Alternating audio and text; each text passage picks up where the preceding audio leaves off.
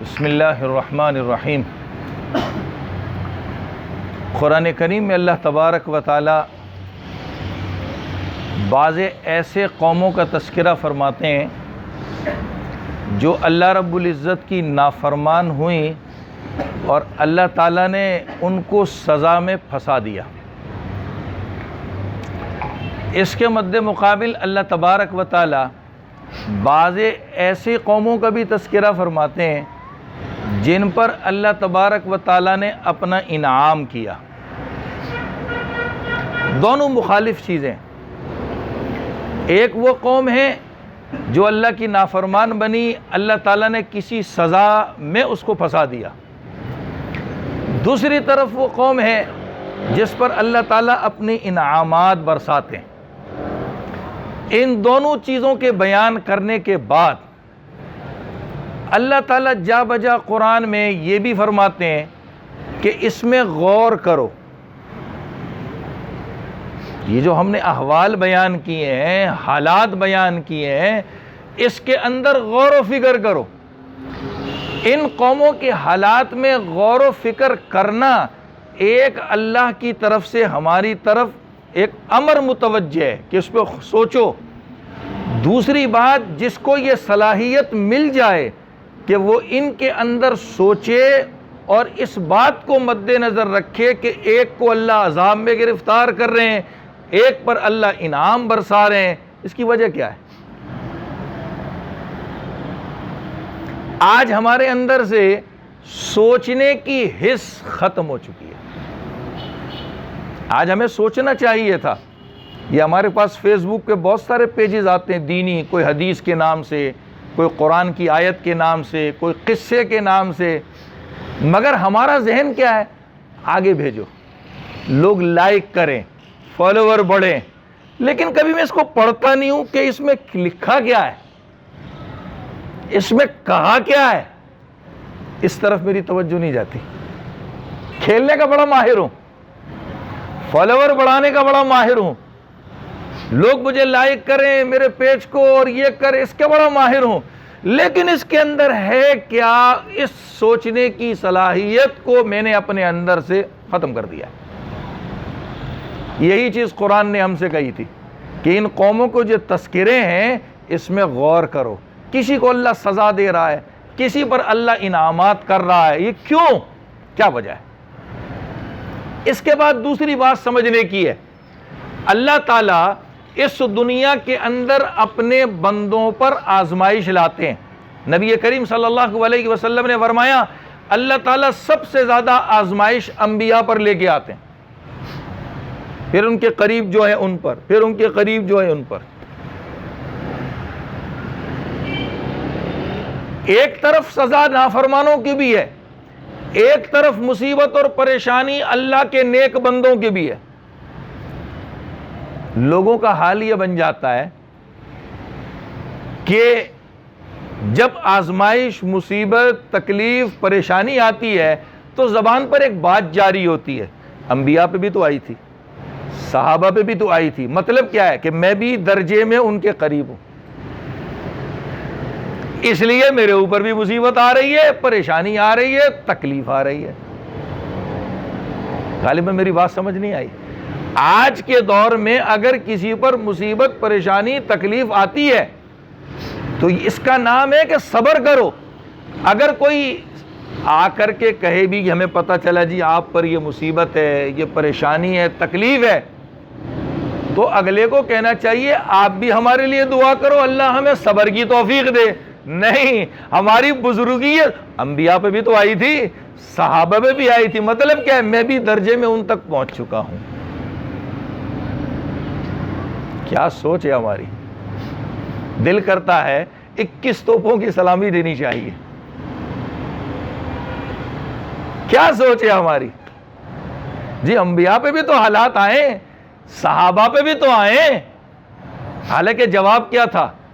اگر یہ مصیبت، تکلیف، پریشانی آئی ہے، آپ ہمارے لیے دعا کرو، ہم آپ کے لیے دعا کریں گے، صبر کریں گے، اللہ تعالیٰ بہترین بدلہ دے گا۔ لیکن نہیں، ہماری بزرگیت نکلتی اس میں ہے، انبیاء پہ بھی پریشانی آئی تھی، صحابہ پہ بھی آئی تھی۔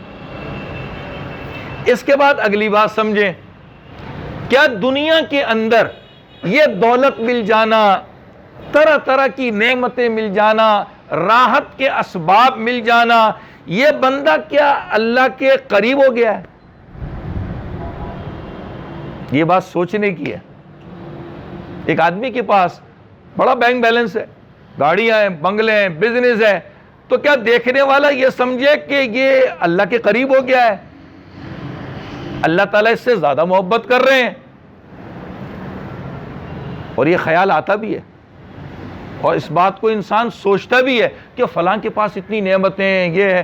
آج مسلمان یورپ والوں کی زندگی سے متاثر ہے کہ نہیں؟ وہاں بڑی بڑی سہولتیں ہیں، وہاں تو یہ ہے، وہاں تو وہ ہے، وہاں تو یہ ہے، ہم پاکستان میں یوں ہیں۔ یہ ناشکری ہے،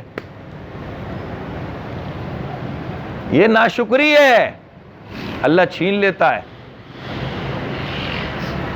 اللہ چھین لیتا ہے، ناشکری ہے یہ۔ تو یہ جو دنیا کے اندر راحت کے اسباب ملتے ہیں، کیا یہ بندہ اللہ کے قریب ہو گیا؟ میں آیت پڑھ دیتا ہوں، انشاءاللہ بات سمجھ آ جائے گی۔ غالباً کل کے ہم نے تراویح کے سپارے میں اس کو پڑھا بھی ہے۔ اللہ تبارک و تعالی اپنے دروازے کھول دیتے ہیں، فتحنا علیہم ابواب السماء، آسمان کے دروازے کھول دیے جاتے ہیں، ہر چیز اس کو ملتی ہے، ہر چیز اس کو ملتی ہے، اللہ دیتا ہے، سب دیتا ہے۔ اب نعمتیں مل گئیں، ملنے کے بعد آخر میں اللہ نے جھٹکا دیا، اخذناہم بغتہ، پھر اس کو پکڑتے ہم اچانک ہیں، اس کو پکڑتے ہم اچانک ہیں۔ پہلے اللہ خوب دیتے ہیں، اللہ خوب دیتے ہیں، خوب دیتے ہیں، خوب دیتے ہیں، لیکن پکڑ اچانک ہوتی ہے اللہ کی۔ اس کا مطلب ہے یہ بندہ اللہ کے قریب نہیں ہے، ورنہ اللہ پکڑتا کیوں؟ فرعون 400 برس جیا ہے، 400 سال اس کی عمر تھی، کبھی اس کے سر میں درد نہیں ہوا، بیماری دور کی بات ہے، بیماری دور کی بات ہے، اس کے سر میں کبھی درد نہیں ہوا، نعمتیں ہر قسم کی تھی، اکڑ آ گئی۔ پارہ 30 سورہ نازعات میں اس نے کیا کہا؟ میں بڑا خدا ہوں، میں بڑا خدا ہوں، اپنے آپ کو خدا کہہ بیٹھا۔ اللہ نعمتیں کھول دیتے ہیں، وہ کسی پر نعمتیں کھل جائیں تو اس کا یہ ہرگز مطلب نہیں ہے کہ یہ بندہ اللہ کے قریب ہو گیا ہے، یہ دیکھنا ہے کہ پھنستا کب ہے، پھنستا کب ہے، تو پتہ چلتا ہے۔ ایک کشتی جا رہی تھی، کشتی بھور میں پھنس گئی، اس کے تختے ٹوٹ گئے، ایک ماں اور ایک چھوٹا سا بچہ ایک تختے پر بہتے ہوئے جا رہے ہیں۔ اللہ نے حضرت اسرائیل کو حکم دیا، اس تختے پر جو ماں اور چھوٹا سا بچہ ہے، اس ماں کی روح قبض کر لے۔ کیسی عجیب بات ہے نا، کشتی پہلے ہی ٹوٹ گئی، سہارا تختہ تھا، تختے پر ماں اور بچہ ہے، اللہ نے اسرائیل کو حکم دیا ماں کی روح قبض کر لے۔ وہ بچہ اب اس تختے پر بہتا ہوا کنارے آیا تو مچھیروں کی بستی تھی، یہ مچھلیاں پکڑنے والے، ان مچھیروں میں ایک آدمی تھا، اس نے کہا میری اولاد نہیں ہے، یہ خوبصورت حسین سا بچہ آ رہا ہے، اس کو میں لیتا ہوں اور اس کو پالوں گا۔ دوسروں کو کوئی اعتراض ہی نہیں تھا، اس نے بچہ لے لیا، اس حسین بچے کو پالنا شروع کیا، اس حسین بچے کو پالنا شروع کیا۔ جب کچھ سمجھداری کی عمر کو پہنچا تو اتفاق سے ان مچھیروں کی بستی میں اعلان ہوا کہ بادشاہ اپنے لشکر کے ساتھ یہاں سے گزرنے والا ہے، اس لیے ہٹو بچو، ہٹو یہاں سے۔ اتفاق سے وہ لشکر آیا، اس نے پڑاؤ بھی وہیں کر لیا، گزرنا تو دور کی بات تھی۔ اب جب وہ لشکر وہاں پر اس نے پڑاؤ کیا، اس کے اندر ایک سمجھدار قسم کا آدمی تھا، اس نے کہا یہ بستی میں جاتا ہوں، کسی کو پکڑتا ہوں، میرے پاس ایک سرما ہے، سرما، میں سرمے کو بڑے عرصے سے آزمانا چاہ رہا ہوں، مگر اپنوں میں آزماؤں، کسی کو نقصان ہو گیا تو پھنس جاؤں گا، کہا موقع ملا ہے بستی میں جاتا ہوں, کسی کو پکڑ لیتا ہوں اور اس پر یہ سرما آزماتا ہوں. وہ بچے کو پکڑ لیا. اب جب بچے کو سرما لگایا تو وہ چیخنے لگا. یہ لشکر والے پریشان ہوئے کہ غلطی ہو گئی ہم سے, سب بھاگ گئے. اب جس نے اس کو سرما لگایا تھا اس نے وہ سرما بھی اس کے پاس چھوڑا اور بچے کو بھی ایسے ہی چیختا ہوا چھوڑ کے چلا گیا. بچے نے سرما اٹھا لیا اور چیختا ہوا باپ کے پاس گیا. باپ نے کہا کیا ہوا؟ جو پال لاتا تھا مچھیرا. کہا مجھے تو زمین کے اندر سب کچھ نظر آ رہا ہے, سونا کدھر ہے, چاندی کدھر ہے, فلاں کدھر ہے, فلاں کدھر ہے. باپ خوش ہو گیا, کہا اب تو ہم دولت مند بن جائیں گے. اب جب باپ کا دل کرتا بچے کی آنکھ میں سرما لگا دیتا, وہ زمین میں بتاتا ادھر سونا ہے, ادھر چاندی ہے, ادھر فلاں ہے. وہ کھود کے نکالتے, مالدار بن گئے. اور یہی بچہ بڑا جوان ہوا, مالدار بنا. اسی کو شداد کہتے ہیں. جب اتنا مال مل گیا تو اکڑ آئی, کا جنت تو میں دنیا میں بناؤں گا. کیا لوگ کہتے ہیں اللہ کی جنت ہے, اللہ کی جنت ہے, اللہ کی جنت ہے. جنت تو میں بنا کے دکھاؤں گا. شداد نے جنت بنا لی. جب جنت بن گئی تو اس کو کہا گیا آ جاؤ وزٹ کے لیے. ابھی قدم اندر رکھا نہیں تھا, اسرائیل کو حکم ہوتا ہے روح قبض کر لو. ایک جگہ میں نے پڑھا, میں حیران ہوا. ایک عالم نے لکھا, انڈیا کے بہت بڑے عالم ہیں, انہوں نے ایک جگہ لکھا, کہا حضرت اسرائیل سے کسی نے پوچھا کہ کسی کی روح قبض کرتے ہوئے کبھی آپ کو افسوس ہوا؟ کہا 2 مرتبہ ہوا تھا. ایک اس وقت ہوا تھا جب کشتی دریا میں ٹوٹی تھی, ماں کی روح قبض کی گئی, تختے کے اوپر بچہ تھا. وہی بچہ شداد بنا تھا, اس نے جنت بنائی. اس جنت میں شداد کو قدم رکھنا بھی نصیب نہیں ہوا. اللہ نے کہا روح قبض کر لے. ان دونوں باتوں کے سنانے کا مقصد یہ ہے, اللہ دنیا دیتے ہیں, جس کو دنیا مل جائے تو وہ یہ نہ سمجھے کہ اللہ کا بڑا قریب بندہ بن گیا ہے. یہ اس کی مثال ہمارے بزرگ دیا کرتے تھے, ان کا انتقال ہو گیا, اللہ تعالیٰ ان کو غریق رحمت فرمائے. کہا دیکھو ایک پرندہ وہ ہوتا ہے جس کو پنجرے کے اندر بند کیا جاتا ہے اور اس کو اندر خوراک دی جاتی ہے کہ اندر زندہ رہے, اور ایک جانور وہ ہے کہ اس کو پکڑنے کے لیے خوراک پہلے سے رکھی جاتی ہے کہ خوراک کے بہانے آئے اور پنجرے میں پھنس جائے. یہ چوہا ہے, پہلا طوطا ہے. طوطے کو پنجرے میں بند کیا جاتا ہے, اندر جینے کے لیے خوراک دی جاتی ہے. چوہے کے لیے پہلے سے کھانے کا انتظام کرتا ہے, وہ کھانے کی لالچ میں آتا ہے کہ پنجرے میں پھنس جاتا ہے. یہ طوطا مسلمان ہے, مومن ہے, اور یہ چوہا کافر ہے. اللہ اس کو دنیا دکھا رہا ہے, یہ دنیا میں پھنستا جاتا ہے, پھنستا جاتا ہے. اللہ بھی اچانک اس کو پکڑ لیتے ہیں. اور مومن کے لیے اللہ نے دنیا کی زندگی ایک قید خانہ بنایا. جیسے کہ طوطا پنجرے کے اندر ہے, اللہ بھوکا نہیں مارتا, اللہ بھوکا نہیں مارتا. یہ مومن کے لیے قید خانہ ہے, ضرورت کا رزق اس کو دیا جاتا ہے. لیکن ہم حریص ہیں, ہم حریص ہیں, سب آ جائے, سب آ جائے, سب آ جائے. ایسا نہیں ہوتا. یہ اللہ کی تقسیم ہے, ہماری تقسیم نہیں ہے. یہ اللہ کی تقسیم ہے. اللہ ضرورت کا دیتا ہے. اس کو ایک اور قصے سے سمجھیں. پارہ 15 پہلے صفحے پر اللہ نے بنی اسرائیل کا تذکرہ کیا ہے. پہلے صفحے پر پارہ 15 کے. بنی اسرائیل اللہ کی بڑی لاڈلی قوم تھی. امت محمدیہ صلی اللہ علیہ وسلم سے پہلے قوم بڑی لاڈلی تھی. اللہ بڑی محبت کرتے تھے ان سے. اسی لیے تو قرآن میں فرمایا اے بنی اسرائیل ان نعمتوں کو یاد کرو جو ہم نے تم پر کی. پورا قرآن اٹھا لو, پورا قرآن. اس امت محمدیہ کی اللہ نے جو محبت بیان کی اس کی مثال سمجھا رہا ہوں.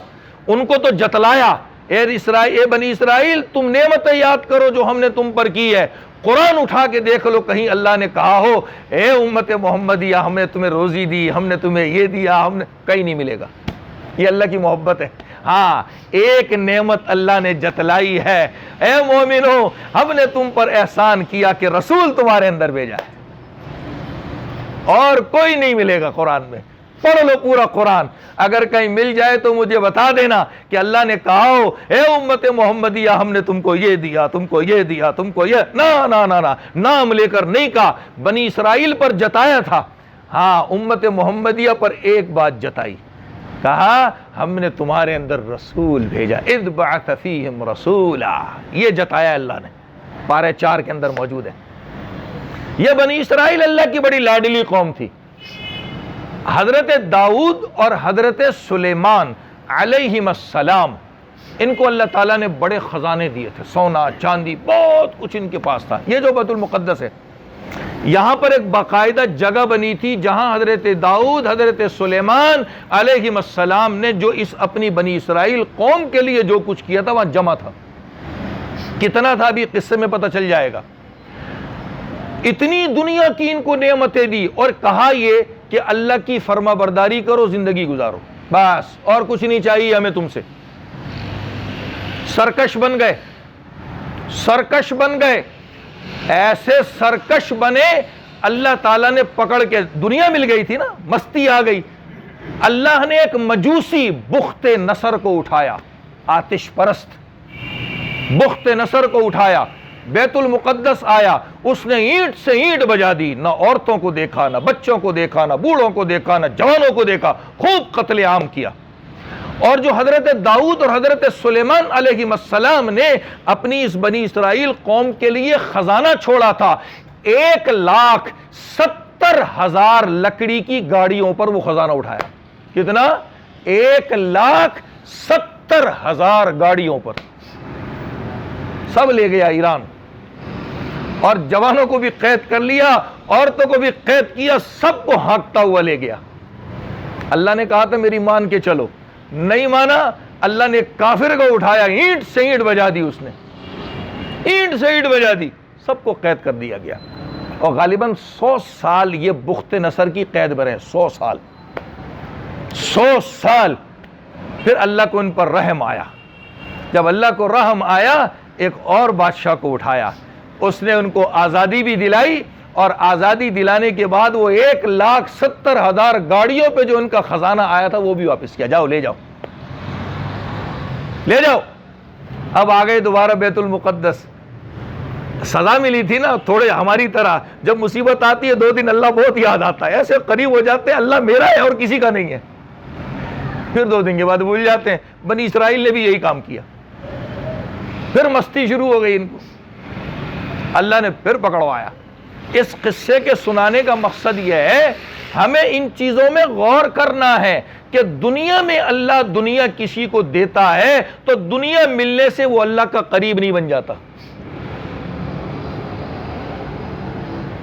کیوں؟ اللہ پھر اچانک پکڑتا ہے۔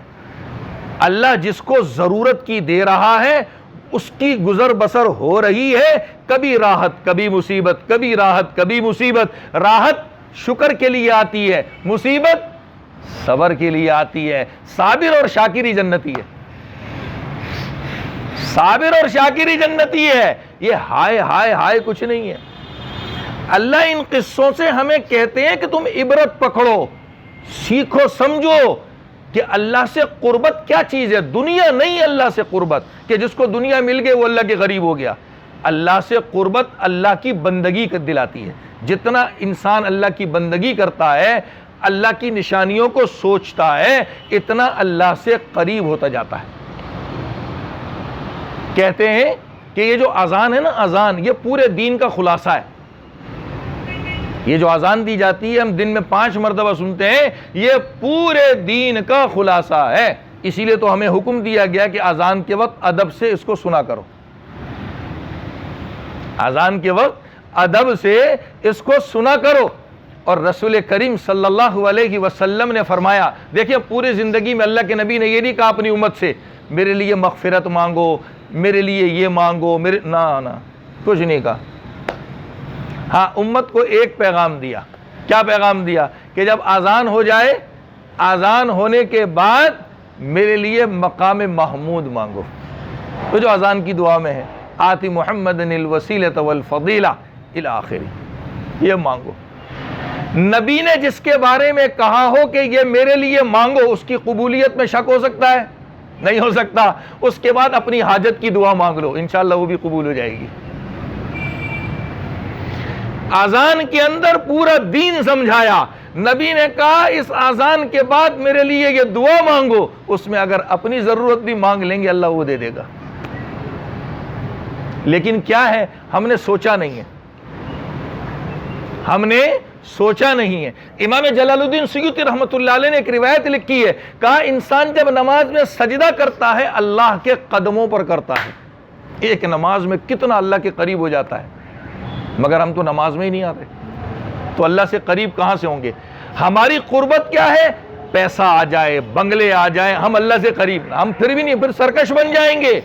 اللہ سے قربت ملتی ہے اللہ کی عبادت سے، اللہ کی بندگی سے، اور اللہ تعالیٰ نے جن چیزوں کے اندر سوچنے کا کہا ہے، اس میں سوچنے سے انسان اللہ کے قریب ہوتا ہے۔ جتنا سوچتا ہے اللہ سے اتنا قریب ہوتا ہے۔ اور آج کل ہمارا جو دھندا چل چکا ہے، آیا آگے فارورڈ کرو، آیا آگے فارورڈ کرو، ہمیں پتہ ہی نہیں ہوتا کیا آیا کیا بھیجا ہم نے، تو ہم غور کیا کریں گے، ہم سوچیں گے کیا؟ ہمیں کچھ بھی نہیں پتا ہوتا، ہمیں کچھ بھی نہیں پتا ہوتا۔ اس کا مطلب ہے ہم اس کو پڑھتے ہی نہیں ہیں، ہم اس کو سوچتے ہی نہیں اس کے اندر کہ کیا ہے۔